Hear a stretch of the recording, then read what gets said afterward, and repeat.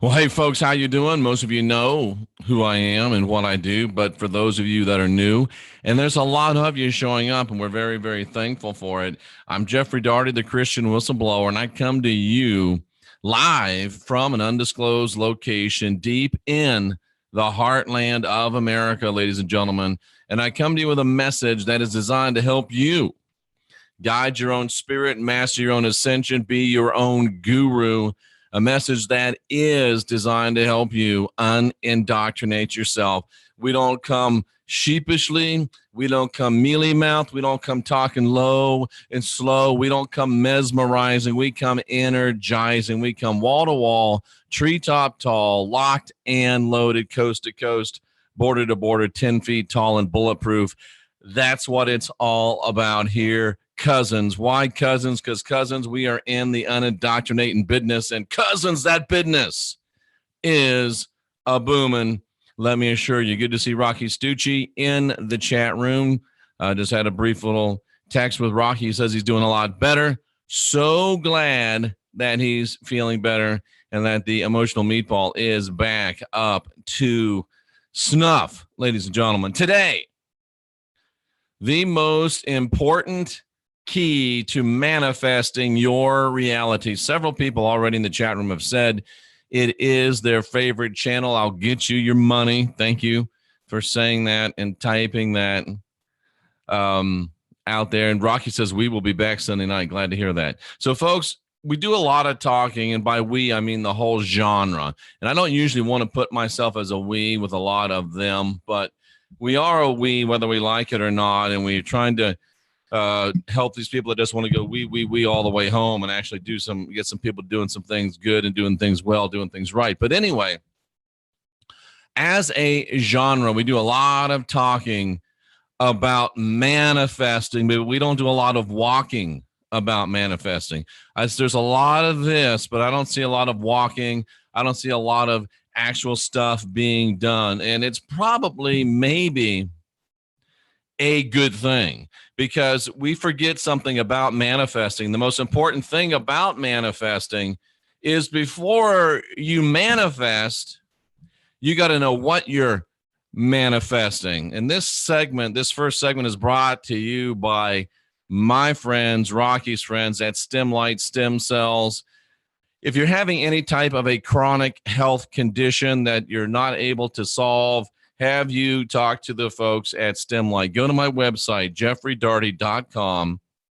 Click on the StemLight logo, mention the word heal, and you'll get a 20% discount on any treatment that you receive. If you are a medical professional and you want to help your patients by putting them in contact, and for you to be in partnership with the team that works with the National Football League Alumni Association, go to southernstem.com and use that same word, heal, if you want to help your patients. We put you in touch with these great people to help you change your life. So manifesting, ladies and gentlemen, in order to manifest, well, really not in order to manifest. That's part of the problem that we're going to get to. But before you manifest, you need to know what you're going to manifest. And you need to know why you're going to manifest, and you need to know how you're going to manifest. Because here's the problem, cousins. You are some manifesting mofos. You just don't know it. And once you even start dabbling, once you even start playing with manifesting, you become very quickly some manifesting mofos. But the problem is, some of you manifesting mofos is manifesting the wrong stuff faux show. No doubt about it. You're manifesting things that are not truly right for you. So before you decide to start manifesting, don't go off half-cocked. Don't do ready, fire, aim, because I would never do something like that. Don't do ready, fire, aim. Do ready, aim, fire. Let me just read from my notes. Make sure that when you manifest what is truly right for you. Real manifesting, the real meaning of this truism, the truism that says, be careful what you wish for, that's what it really means. Because when you wish for something, and you wish for it with intent, and you wish for it with purpose, and if you find out you're a manifesting mofo, and you start wishing for something, guess what, folks? You need to be careful what you wish for, because it's going to happen. And a lot of you have manifested some things along the way that you wish you wouldn't have manifested because you didn't really think about it that much. You thought it was a game. You thought it was mumbo jumbo. You thought it was just silliness. It's real, cousins. And you can manifest, and you will manifest. And the more you listen to this, you'll become manifesting even more. So you need to make sure you're manifesting, and to manifest what you really want, to manifest what you really need, you have to know you. And I'm going to submit to you right now that many of the people watching this channel, not so much the people that are regulars, but many of you that are watching, you don't know you. So you're manifesting things that aren't for you, aren't for your best. Who you really are, you've got to know. What you really are, you've got to know. Who and what you are meant to be here in this manifestation, in this reality. A lot of talk about manifesting. How many times have you heard people say, before you manifest, make sure you know who you are? And before you manifest, make sure you know what your great basic purpose is. Most of you outside of me have never heard that statement, your great basic purpose. You're here to discover your great basic purpose. Your great basic purpose is why you're here alive in this dimension right now. And until you discover your great basic purpose, you're not getting out of this dimension. You're coming back. And we all know that when you come back a little less than you were the time before. So it's imperative that we get ourselves right before we lose all our toner. We're a copy of a copy of a copy of a copy, depending on how many times we've been here, how many times we've done this. And we don't get better. We don't get smarter. We don't get more developed. The converse is true. We get weaker. We get lighter. We're melting. We're fading. So it's incumbent upon you to get it right, and to get it right as soon as you can, ladies and gentlemen. You have to know and understand your great basic purpose. And normally I wouldn't even go into what I'm about to go into about great basic purpose, but I have a stalker. And one thing about having a stalker, you can use it to your good, because when you have a stalker, you've really got to make sure that you dot your I's and cross your T's. And when you have a stalker, you have to make sure that everything you say, you back it up. Because when you've got a stalker that watches everything you say and parses everything you say, and then comes out and says things bad about it, but doesn't mention you, when you've got a stalker, you have to be more careful. So because I have a stalker, I'm going to talk to you about what great basic purpose really means and where it really comes from. Because if I don't tell you, they'll tell you, and they'll act like it's an expose when it's not. It really doesn't matter, but it matters only because it'll be brought up, and it'll be brought up out of context. The term and the idea of great basic purpose, ladies and gentlemen, comes from the pen of a gentleman named L. Ron Hubbard. And it comes from the school of thought that's known as Dianetics, now known as Scientology. And the problem is that most people don't understand much about L. Ron Hubbard. They don't understand Dianetics. They don't understand classic Scientology. They don't understand current Scientology. And I know you're freaking out, but stay with me for a minute. I'm trying to help you. And this is Big Boy and Big Girl Radio, top shelf radio, big boy, big girl radio. Stay with us. Most of you know L. Ron Hubbard as a contemporary of Heinlein, Asimov, the sci-fi writers, and he was. But what some of you don't know, what most of you don't know, is that Hubbard was equally a contemporary of people like Napoleon Hill, Norman Vincent Peale. Hubbard was one of the original self-help authors, just like he was one of the sci-fi authors. He was one of the positive thinking, self-help writers. He birthed that genre, and most of you don't know that. And Dianetics was his offering into self-help, into positive thinking, that whole genre that he and Norman Vincent Peale and Napoleon Hill really invented. And it was called Dianetics. It got turned into Scientology, and I'll tell you why, classic Scientology. And then we've got the mess, the fear and guilt control matrix that is Scientology today, that nobody should join and nobody should be a part of it. And the thing that people don't understand about L. Ron Hubbard, and they create him to be a monster because he brought some thoughts and some truths that you need to know that'll change your life and will take you out of the fear and guilt control matrix. And anybody that will pull you out of the fear and guilt control matrix is an enemy and gets attacked, gets demeaned, gets belittled, gets painted as a demon. And let me stop for a minute and just share this with you.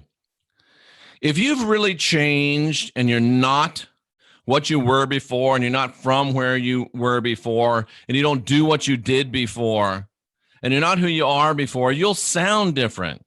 You'll talk different. There'll be a change in you. I remember when I became a Christian many years ago. Jeff, you don't sound like the same person. You don't say the same words. You don't talk about the same things. You don't come from the same places that you used to. But today we've got people that say they're not Christians anymore. They're not part of the fear and guilt control matrix. They're not part of the blood sacrifice matrix, but they still sound like they are. They still use the same words that people in the blood matrix use. They still use the same terms that people in the blood matrix use. They still use the same euphemisms. They still talk about the same things. They haven't changed at all. They tell us they've changed, but we can't. What they say gets drowned out by what they're doing.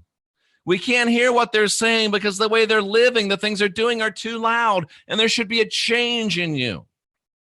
If you're not where you used to be, you shouldn't act like you used to act. If you're not with the same stuff you used to be with, you shouldn't sound that way anymore. You should talk different. You should act different. You should talk about different things. You should use different terminology. There should be different words. If you're still using the terminology of a system, you're still part of the system.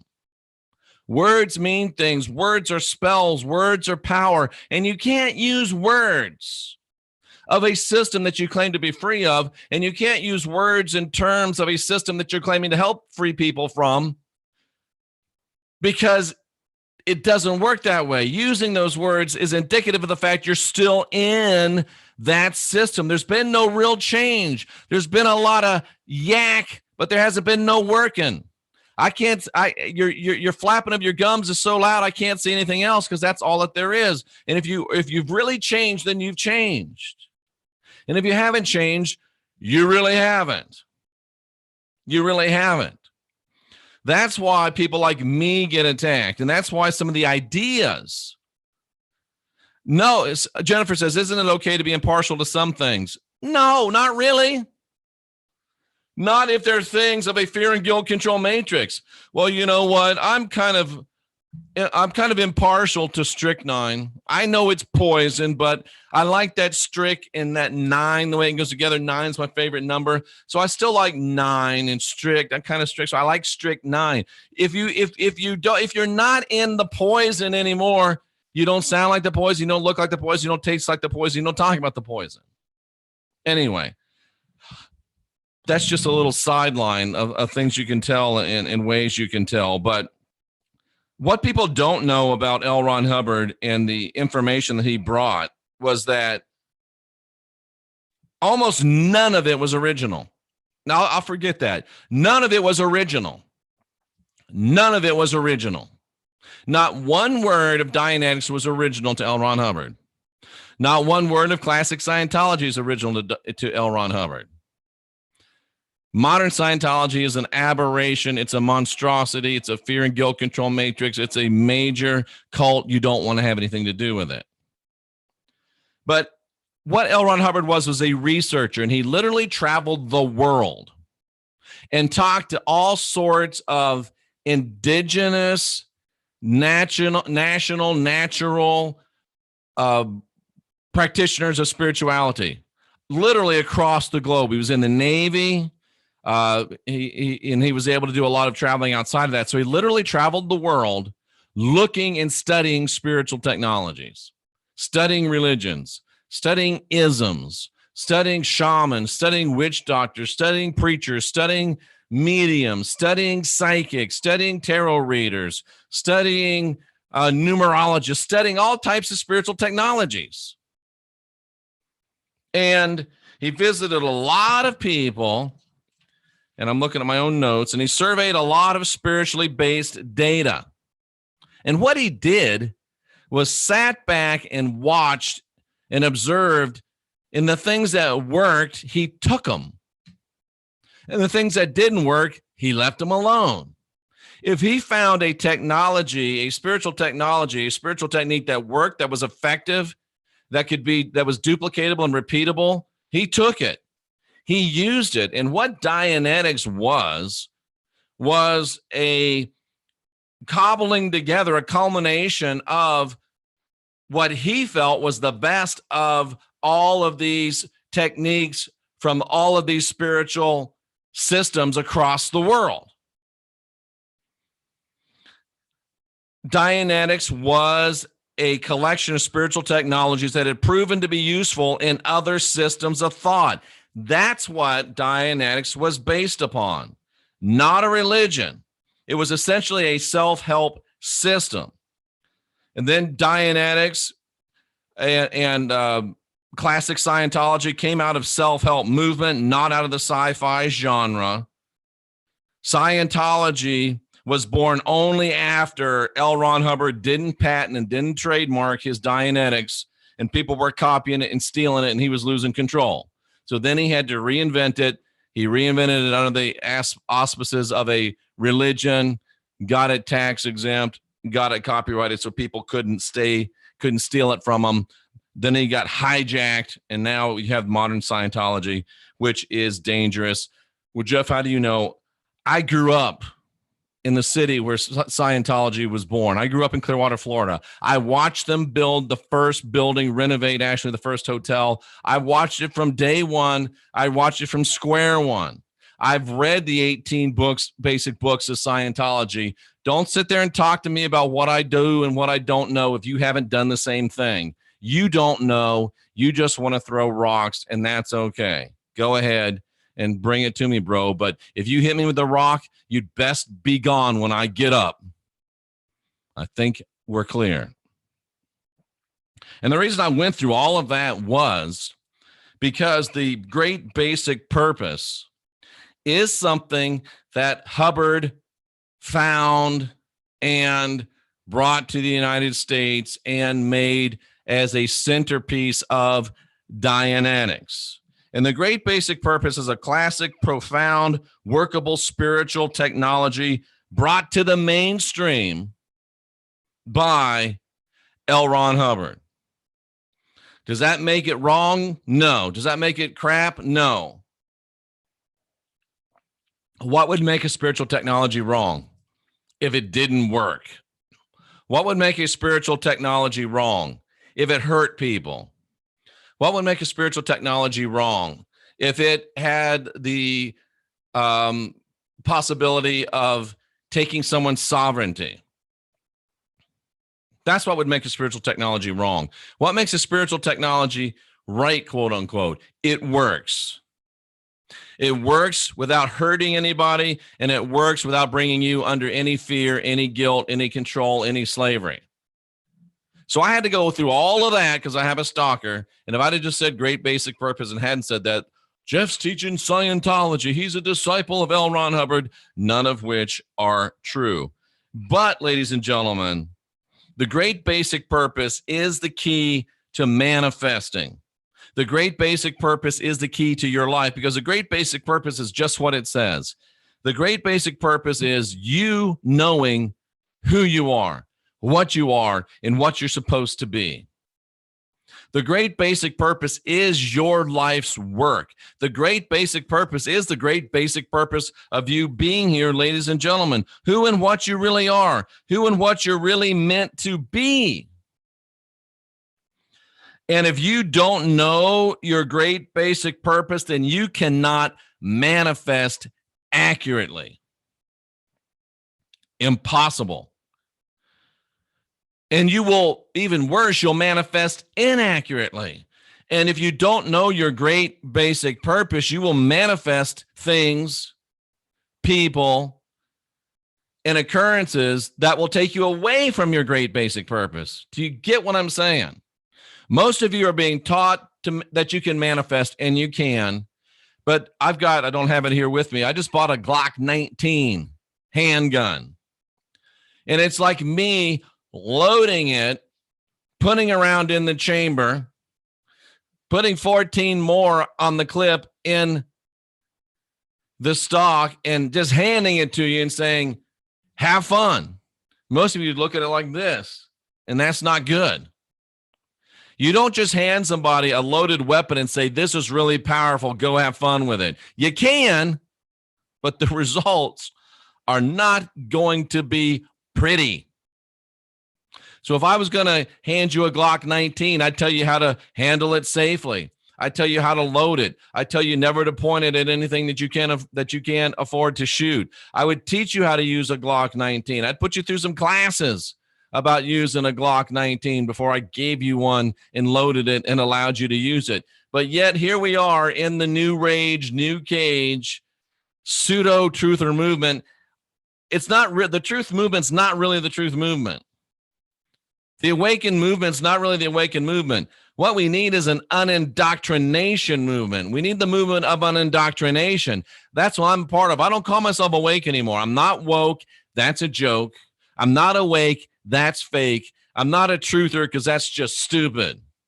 I'm in the unindoctrination business, and cousins, that business is a booming like a Glock 19, but I know where it's booming, and I'm booming it with intent and with focus and with aim.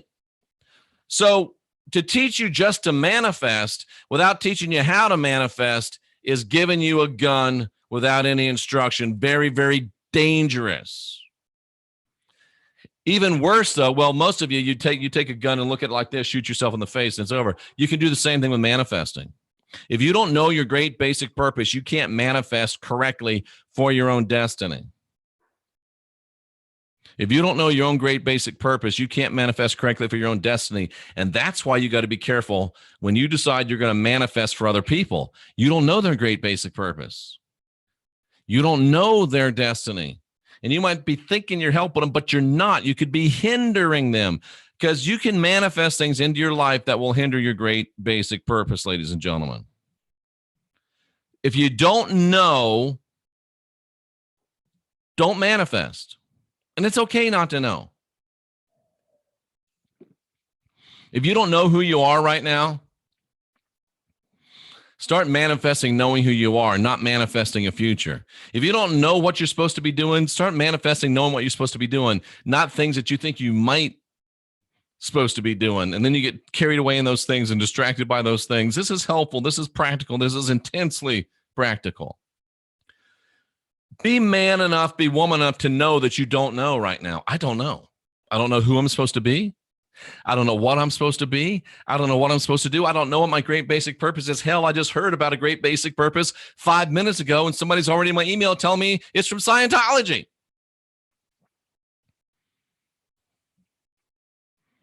If you don't know what your great basic purpose is, stop manifesting things for your future. If you don't know, manifest knowing. If you don't understand, manifest understanding. If you don't know who you're supposed to be, manifest who you're supposed to be. Start, I will know what I'm supposed to be. I will know my great basic purpose. Make it easy. If you don't know your great basic purpose, let your manifestations be pointed towards, I will know my great basic purpose. I will be shown my great basic purpose. I am discovering my great basic purpose. Giving you some manifestation mantras right there. I will know my great basic purpose. I am discovering my great basic purpose. My great basic purpose is being revealed to me every day, and every way I get closer to my great basic purpose. My great basic purpose is unfolding unto me even as I sleep. I'd say that before I go to bed every night if I didn't know my great basic purpose. As I go to sleep tonight, my great basic purpose is unfolding even as I rest. When I got up in the morning, I'd say my great basic purpose is unfolding even as I get out of this bed. When I was getting ready to have sex with somebody, I'd say my great basic purpose is unfolding even as I tap this ass. What? I had to do a classic face in honor of Rocky Stucci. But it's really not that silly when you think about it. If you follow some of the other stuff we've been talking about over the past couple of weeks. So how do you discover your great basic purpose? Well, Dianetics talks about how to do it. Doesn't mean it's wrong just because they talked about how to do it. So don't listen to those lies. But how do you do it? Well, it dovetails back with what I was talking about a couple of days ago. And I didn't plan to do this. I do love it. I need some cigars when a plan comes together. I do love it when a plan comes together, because the way you discover your great basic purpose has to do with becoming as a little child, not becoming immature and silly, although that can help because little children play. And when little children play, they discover, they learn. And I'm willing to bet that when you were a kid, if somebody asked you, what are you going to be when you grew up, you had an answer. And I understand that you might think that's a little simplistic and a little silly, but many times that answer when you were a little kid, what are you going to be when you grow up? That answer has a lot to do with your discovering and finding your great basic purpose. Just something to throw out there for you and understand. When you become a little child, you become into the mindset where you can find your great basic purpose. And the message of the anointing says that when you become as a little child, that's where you discover the kingdom of heaven. The heaven of your kingdom is knowing your great basic purpose. And the heaven of my kingdom is you knowing your great basic purpose. Because as long as you aren't doing your great basic purpose, then I've got to pick up your slack. You're not doing your great basic purpose, so I got to do your great basic purpose and mine. Rocky's got to do your great basic purpose and his. And our backs are getting tired from carrying y'all and having to do all your work instead of just our work. Not only do you help you when you're doing your great basic purpose, but you help the rest of us because we don't have to do extra jobs. We can just do our due. And if you do your due, I don't got to do your due, so I can do more of my own due. Dude. And unless you become as a little child, the message of the anointing says, you won't become, you won't see the kingdom of God. Unless you become as a little child, unless you wipe your slate clear, and I'm going to get into this, you'll never understand your great basic purpose. And you'll have to come back again and try to figure it out at your own peril. If you do find your way to this childlike state of faith, understanding, curiosity, openness, purity, you can find your great basic purpose. If you become, the message says, unless you become as a little child, you'll never understand or see the kingdom of God. The inverse is really the key there. When you become as a little child, you will see, you will understand, you will perceive, you will know your great basic purpose. We must rediscover the world of wonder. Because part of the reason why you can't find your great basic purpose right now is because you think you're too old, you're too far down the road, you've done too much water in the bridge for your great basic purpose to manifest. Well, I know my great basic purpose is this, but I'm 56 years old and that's impossible. To that I say, I don't care and no, it's not. It doesn't matter how old you are, if you're still breathing air. It doesn't matter how old you are, if you have not hit room temperature yet, and if you are not in rigor mortis, you can still know and achieve your great basic purpose. You just can't get out of your adult mind to be open to the childlike possibilities of what you can still do. Cousins, I know it's cliche, but today is the first day of the rest of your life. And you're in charge of crafting it.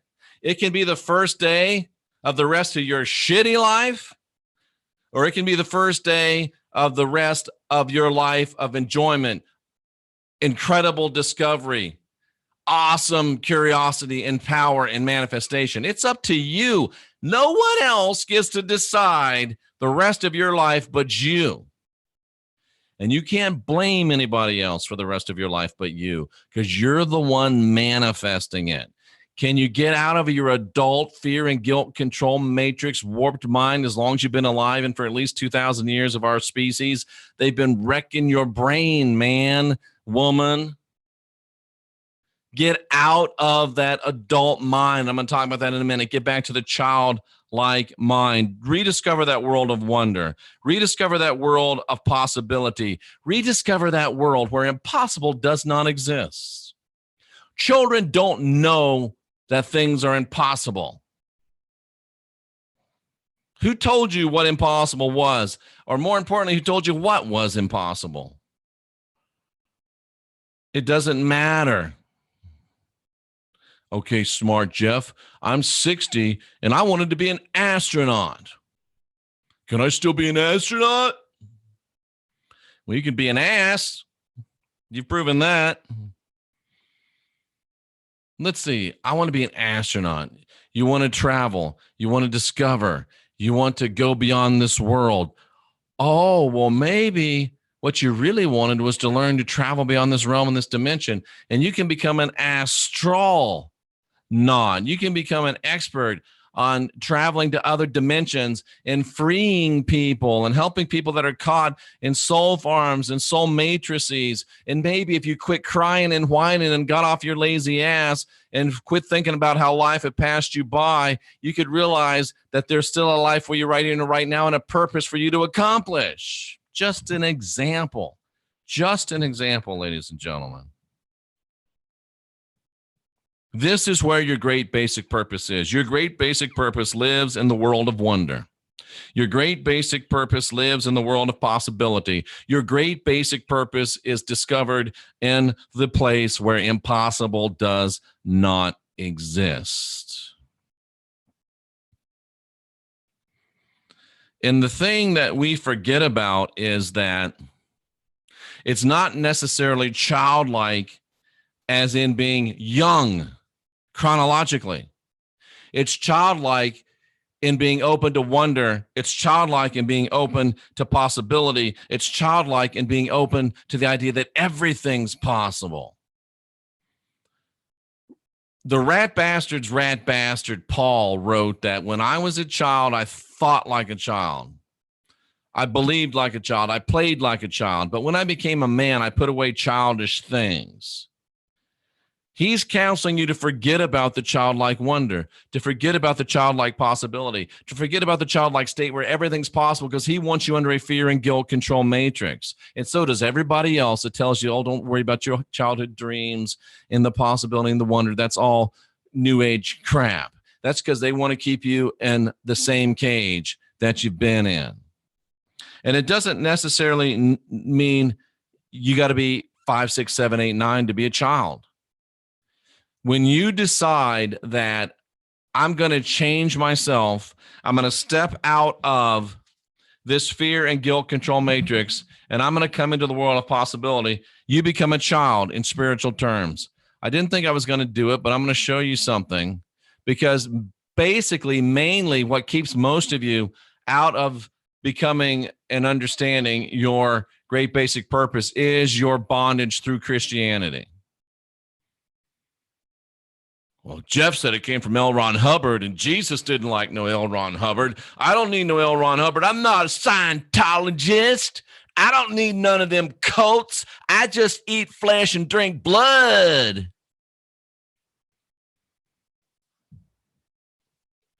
Let me show you what I'm talking about here. This, I don't care if you're 6 or 66. You can do what I'm fixing to show you if I can find how to show it to you. You can do what I'm going to show you if I can figure out how to show it to you. That's all right. Give me a second. I'll get it figured out. Things disappear on me. Yeah, part of it's operator error. I don't know what the other part of it is, but part of it's operator error. Okay, they're back. Here we go, ladies and gentlemen. Let me share this with you. Here's where you are. Here's where you need to go, and here's how you do it. All right. Why do you got to come back to the Bible? You say the Bible's not true, but you use it all the time. You're a hypocrite. No, you're stupid. Because what I say is the Bible is the game plan of what they're going to do to us. And if you find the battle plans of your enemy, you read them and you learn from them. And that's what we're doing, stupid. Watch this. Verily, I say to you, except you be converted and become as little children, you can't enter into the kingdom of God. And to enter into that kingdom, you got to humble yourself as a little child. And that will make you great in the kingdom of heaven. Well, Jeff, that says become a Christian. Oh, does it really? What it really says is, Jeff, truly, and this is emphatically, this is real. This is like, dude, this is true. So be it. This is one of the places in the scripture, when you look at it, when you see truly, truly, verily, verily, a lot of times they're actually dropping a diamond on you. Unless you change. What does change mean? Unless you be converted, that means take Jesus into your heart to possess you. Take the Father into your heart to possess you. Let them cover you with their blood. Sell your soul and give up your immortality and come back forever in a mortal body. No, that's not what it means. It means to change, to be converted, to change your direction, to turn around, to switch directions. What direction are you in right now, ladies and gentlemen? You're in a Abrahamic religion, Roman Catholic, Roman Protestant, fear and guilt control matrix direction. You're still talking about Jesus and atonement and crosses and crowns and blood. You're still talking about the Bible and the red letters like it's something other than the way to defeat you. You're still trapped. And unless you change directions, you're going to stay trapped. Unless you change directions,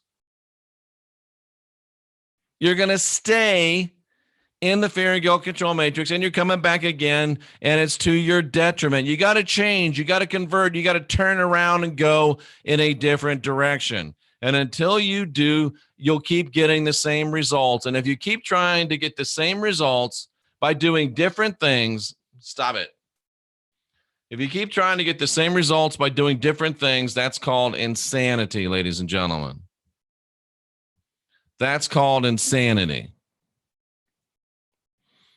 Unless you change, and I just showed you that means convert, turn around, be different, and become like little children.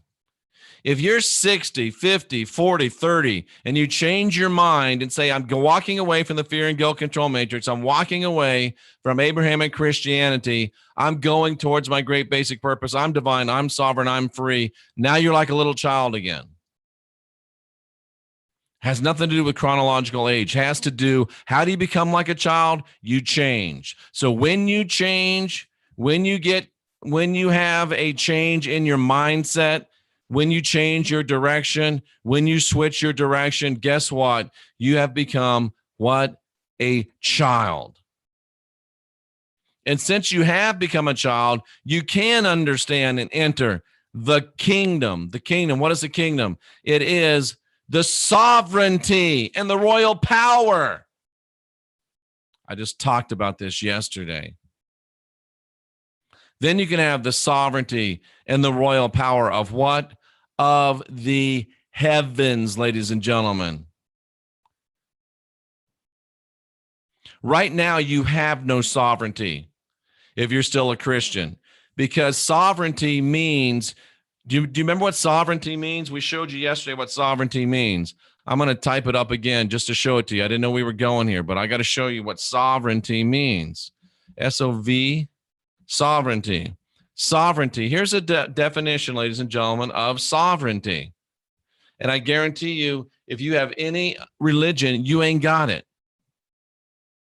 Sovereignty. What's the best definition of sovereignty? Well, here's one. I'm going to go to a different definition. I want a clear and concise definition of sovereignty. Here it is. Having supreme power or authority, status, dominion, and authority. If you have a God that you serve, you don't have supreme power. That God does. If you have a God that you serve, you don't have authority. That God has the authority.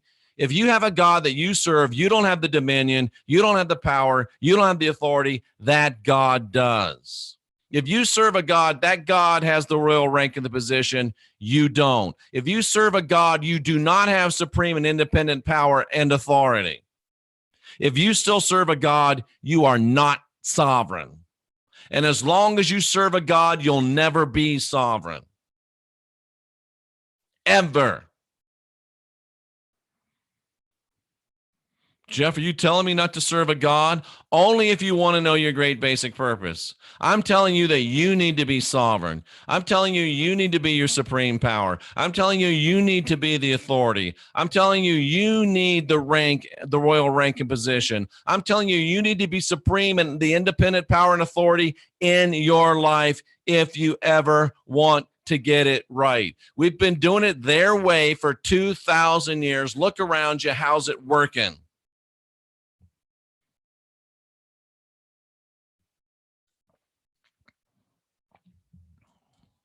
How's it working? Well, let's keep doing it and let's expect a different result. That's called insanity. Crazy. But I'm called crazy because I bring you truth and I bring you stuff that makes sense. I bring you stuff that, boom, too. I bring you stuff that they tell you in the book they don't want you to do. Unless you change, you'll never enter the kingdom of heaven. We want to keep you out of the kingdom of heaven. We want to keep you in our kingdom. So we're going to make sure you never change, you never become as a little child. So when you do change, you become like a little child, you can enter the kingdom of heaven, but that means you have to humble yourself. And that's what most of you can't do.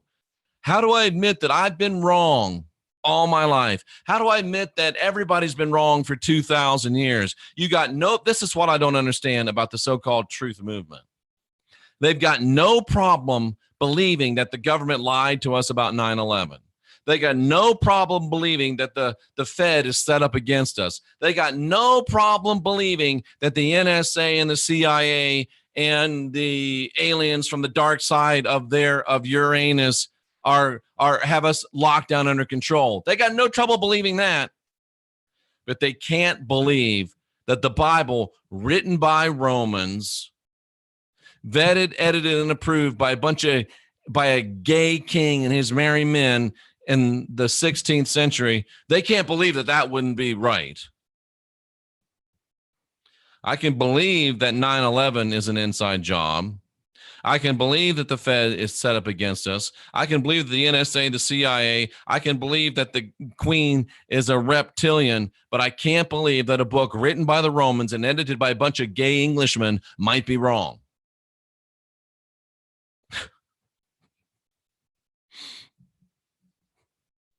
That's called being in the adult mind of the Matrix. Folks, the New Testament was written under Roman military occupation. That means that every word that was written in the New Testament was looked at by a Roman censor, and he said, okay, yeah, you can write that. You can publish that.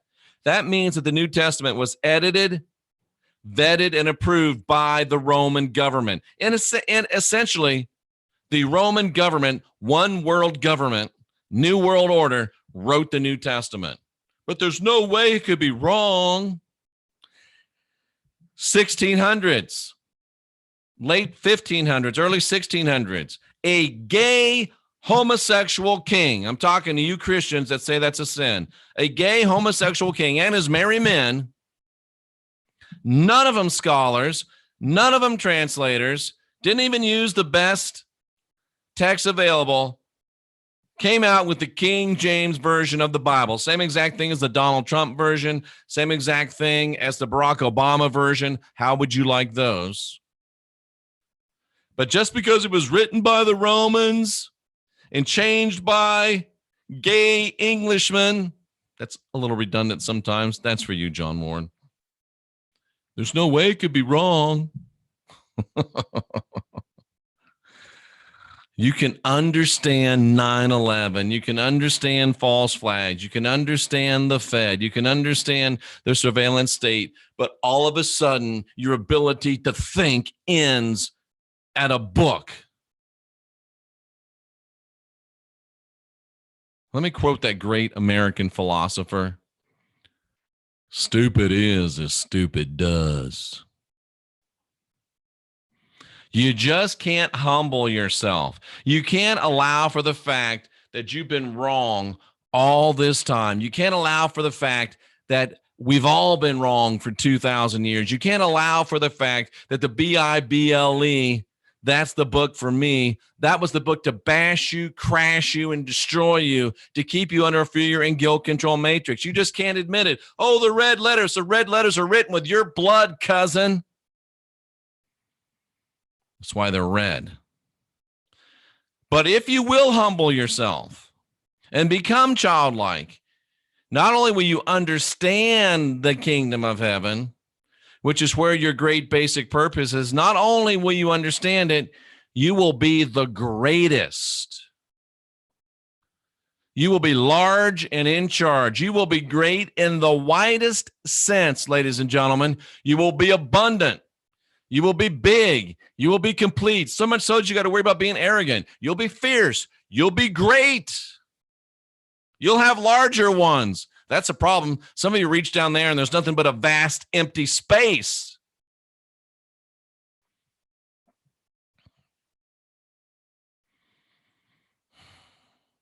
It all depends upon what you want. And it all depends on what you're willing to receive. This is all about finding your great basic purpose, and you can't find it because you're still enslaved within the fear and guilt control matrix of Roman and Protestant religion, Roman Catholicism and Protestant Catholicism. You still talk the talk, you still walk the walk, you're still infected with that virus, and until you stop it, I can't help you. You'll never know what you need to know until you stop. You'll never be who you're supposed to be until you stop. You'll never do what you're supposed to do until you stop. And I'll still, and Stucci will still have to be doing your job too, and our job, because you won't humble yourself and become as a little child. How do you think I felt preaching 20 years? Church paying for everything, and I got to realize, oh boy, I've been duped. I walked away from my marriage, my house, my car, my salary. What did I first start doing? Selling tickets to sports games between the football team and the cops. Why? Because I couldn't look myself in the mirror anymore, because I had humbled myself, became as a little child. But I was that close to my great basic purpose, and now I'm in my great basic purpose. It's up to you. And I can't do it for you, and wouldn't if I could. Wouldn't if I could.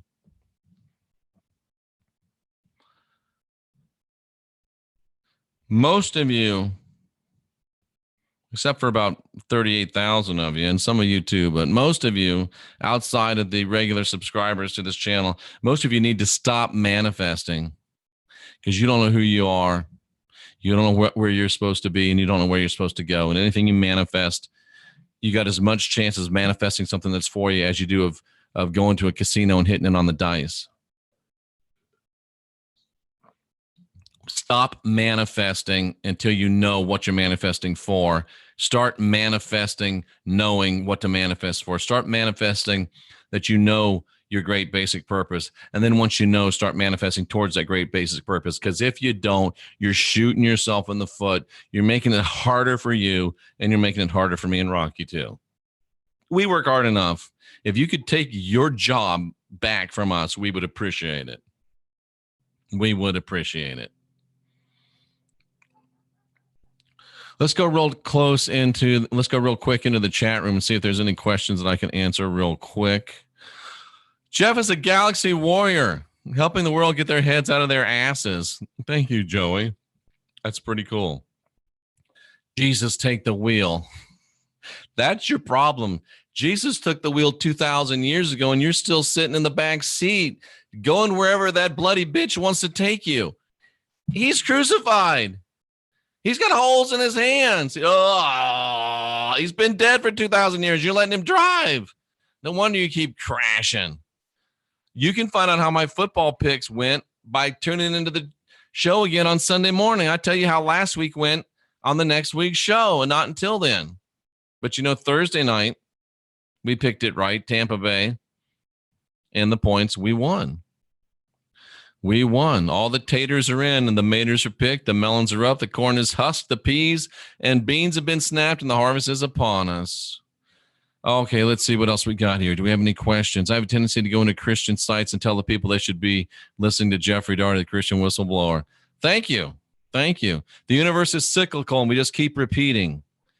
The universe is cyclical, and we just keep repeating because we just keep repeating. We haven't got ourselves out of the cycle. You will keep repeating until you get yourself out of the cycle. You don't keep repeating because the universe keeps repeating. You keep repeating because you decide to keep repeating. And you keep repeating because you don't know your basic purpose. And you'll keep repeating until you know your great basic purpose. But the problem is, every time you repeat, you're a copy of a copy, and you get less and less and less likely to be able to make it out. There's an end to everything, folks. Just wanting to understand me too. Did I get an ulcer? Hell no. What would I get ulcers for? You got to be worried to have ulcers. I'm in a childlike state. I got no worries. There's no way I could get an ulcer. I got nothing to worry about. Nothing to worry about. Let's see. Thank you, Jeffrey. My pleasure. No Satan, no Jesus, no Moses, not unless you want some fear, guilt, and control. Let's see. Trying to find some questions. What about Constantine? What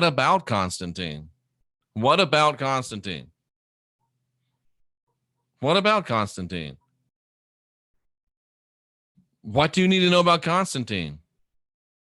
Find out about Mark's 8:14. I don't understand the question. Let's see. Still thinking about the whole made-up Jesus was a pedophile show. Well, yeah, you should think about that because that's some terrible stuff to think about. And it's true. Let's see. Some people like being a slave, says Bavarian Winch. Boom. Some people like being a slave. It's easier to be a slave. When you're a slave, they tell you when to go to bed. They tell you when to get up. They tell you what to eat. They tell you what to wear. They tell you where to go to work. They tell you how long to go to work. They tell you what to do when you get off of work. It's easy to be a slave. No responsibility. And Paul tells you that if you're a Christian, you're a slave. Jesus tells you where to go, what to do, when to do it, where to do it, how to do it, and how much to do it. You don't have to think at all. And if you want that, you can have that. If you want that, this channel's not for you. This channel's for those that want to be divine, want to be sovereign, and want to be free. It's just that simple. Just that simple. Just that simple. Do we have any other questions?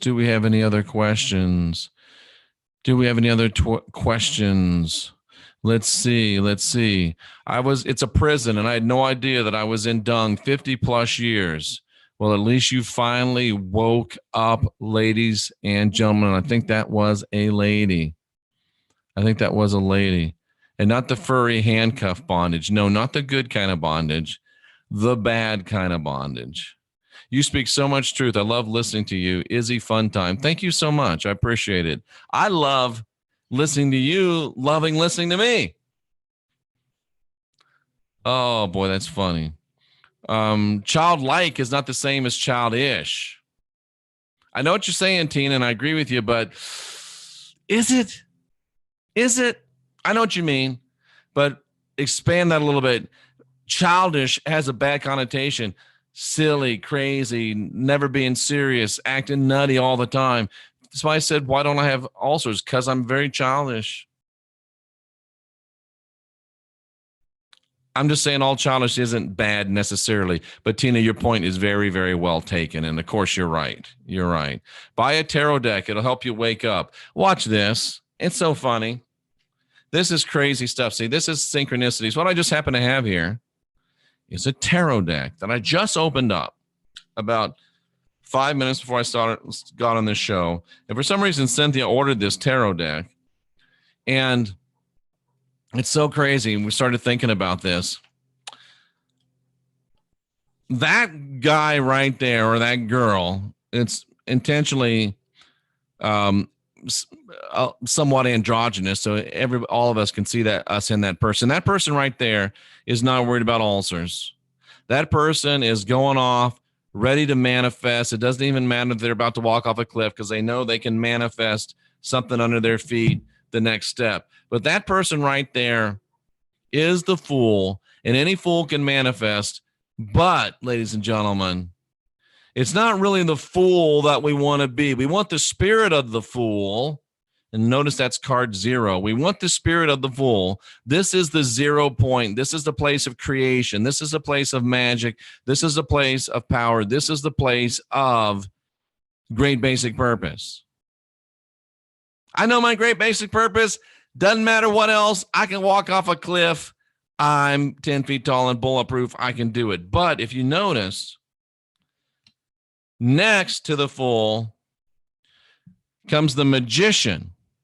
And the magician, ladies and gentlemen, I want you to notice something. You see that stick that the fool has thrown over his shoulder? It's the same stick as the magician has laying right there across the table. Do you see the goblet, the dagger, the pentagram, the wand? That's what's in the bag that the fool's carrying. That's what's in the bag the fool's carrying. You start off as a fool. I can do it. Hell yeah. Here we go. Woo! We're ready. Let's go. Boom. That's what I'm trying to get you to. But once you get here, I got my shit packed. I'm ready. Here I come. But then you realize, oh, there's an easier way. Let me unpack this shit I had in that bag and let me put it to use. And ooh, now we ain't got just a great basic purpose, but we got a great basic purpose measured and reasoned, and we got it applied, and we got it focused, and we got it locked and loaded. And now watch out, cousins, because here we really come. I want you here so I can get you to there. But most of you think you can get here without going here. You can't. Until you become as a little child, you'll never understand the kingdom of the divine, the kingdom of the occult, the kingdom of the fantastic, the kingdom of the magical, the kingdom that's beyond anything, the blow your mind kind of kingdom. You'll never understand this until you're like that. And guess what? This is the same dude, same dudette. She just got the shit out of the bag and put it on and is looking much more refined because they know more what they're doing. This is where you need to get. This is great basic purpose. Damn the torpedoes. I'm locked and loaded. Here I go. I'm ready. I don't care. I'm free. I'm divine. I'm sovereign. I'm free. And I'm ready to go. You get here and we'll get you there. Just happen to have some tarot cards here and just happen to get that great question, ladies and gentlemen. Wow. How about that? That's some good stuff. I should just end on that, but let me see if there's any other questions that I need to address.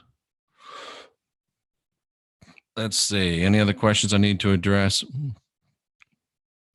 We're going to leave it right there. I decided we're going to leave it right there. That was good. Great place to end on. Always end on a high point. I am Jeffrey Daugherty, the Christian Whistleblower. We are the last generation of real humans. History is written by the winners. I say we win and write a better tomorrow. We can do it if we wake up, become as little children, discover our great basic purpose, and get busy. We're the last generation of real humans. It's exciting. It's powerful. Let's get busy.